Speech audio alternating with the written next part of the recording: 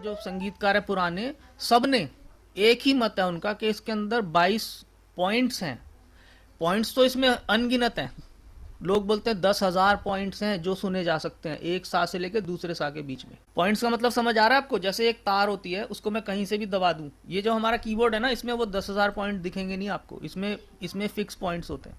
तार के अंदर तो आप कहीं भी दबा दोगे, उसमें तो डिवीजन ही नहीं है, ऐसे सीधा सीधा है। उन 10,000 पॉइंट्स के बीच में 22 म्यूजिकल ऐसे पॉइंट्स हैं जो म्यूजिक में यूज हो सकते। समझ में आ रहा है? उसको बोलते हैं श्रुति। ये जो 22 पॉइंट्स हैं, ये बहुत पुराने, जब से म्यूजिक है, कई हजारों साल पहले से। मजे की बात यह है कि ये सेम है। जब उनको पता भी नहीं होगा कि ये 22 साउंड्स है, तब भी वो वही साउंड्स गाते थे जो इनमें से कोई एक साउंड होता था। ठीक है, तो उसको बोलते हैं श्रुति। मतलब ये थ्योरी है, इसमें बहुत ज्यादा नहीं जाना, समझ लेना उसको एक बार। काम प्रैक्टिकली करना है, प्ले हमको यही करना है कीबोर्ड अंडरस्टैंडिंग के लिए। अगर आपको इंटरेस्ट हो तब आप उसको एक्सप्लोर कर सकते। 22 श्रुति तक हम पहुंच गए। अब देखिए ध्यान से, ये जो 22 श्रुति है, किसी भी राग के अंदर ये 22 के 22 तो यूज नहीं होते।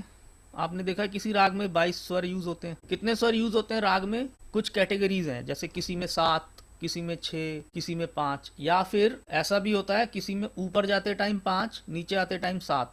कॉम्बिनेशंस भी होते हैं, ऊपर जाते टाइम 6, नीचे आते टाइम 5, ऐसे भी होते हैं कॉम्बिनेशन। लेकिन बेसिक अगर आप समझें तो 5, 6, 7। अब ये 5, 6, 7 स्वर क्या है और इसका 22 श्रुति से क्या रिलेशन है? आप में से कोई बताना चाहेंगे? थोड़ा सोच के बताइए, मैं आपको हिंट देता हूँ। 22 पॉइंट्स हैं जहां पे स्वर निकलता है, और राग के अंदर हम 5, 6 या 7 स्वरों को लेके राग बना के गाते हैं। दोनों का आपस में क्या रिलेशन है बताइए, सोचिए थोड़ा।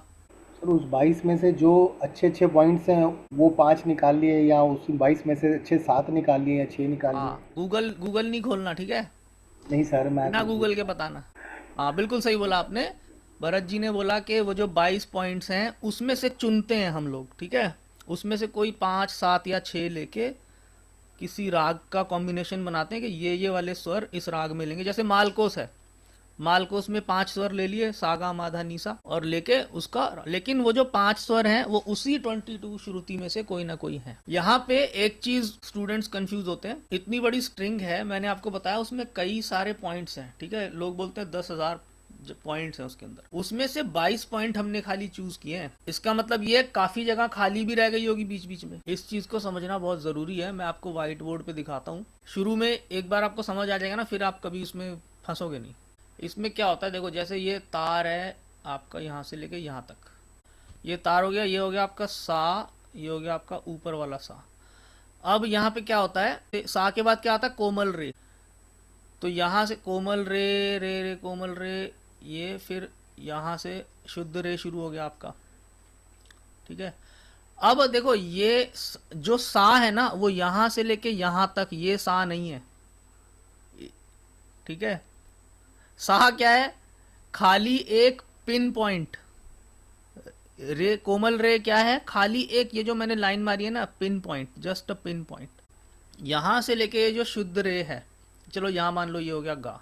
तो अब क्या होता है, यहाँ पे बीच बीच में श्रुतियां होती हैं, जैसे रे की वेरिएशंस होती है, उसकी वेरिएशन। तो ये जो प्लेसमेंट, ये जो जगह है ना, खाली जगह, इसको ये होता है जहां पे बंदा बेसुरा होता है। ये आप नोट करो।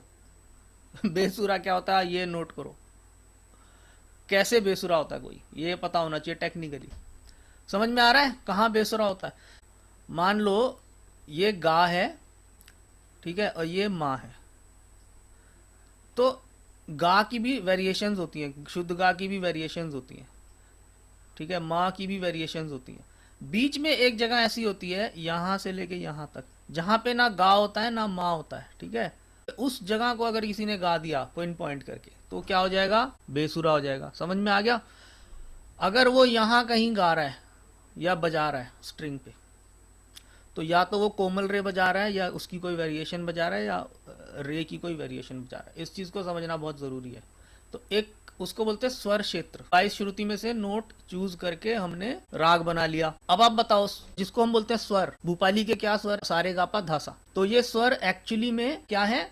चुनी हुई श्रुतियां, ठीक है? क्लियर है ये सेंटेंस? जो स्वर है वो चुनी हुई श्रुतियां है।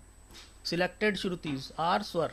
यहाँ तक कुछ कंफ्यूजन किसी को? जैसे हम सा से रे पे जाएंगे सर, तो उसके बीच में भी श्रुतियाँ होंगी? श्रुति का मतलब है पॉइंटेड, पिन पॉइंटेड प्लेस, एक जगह है उसमें। सा से अगर आप शुद्ध रे पे जाते हो तो उसके बीच में कोमल रे की श्रुति आएगी। अब वो मैं वो बोलना नहीं चाह रहा, लोग अभी कंफ्यूज हो जाएंगे सारे। कोमल रे भी दो होते हैं, नहीं नहीं ठीक है सर। शुद्ध रे भी दो होते हैं तो उस चैप्टर को नहीं छेड़ रहा इसीलिए मैं।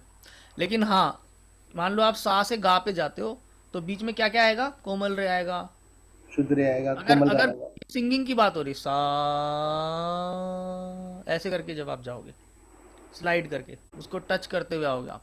अच्छा, अब एक दूसरा चैप्टर है।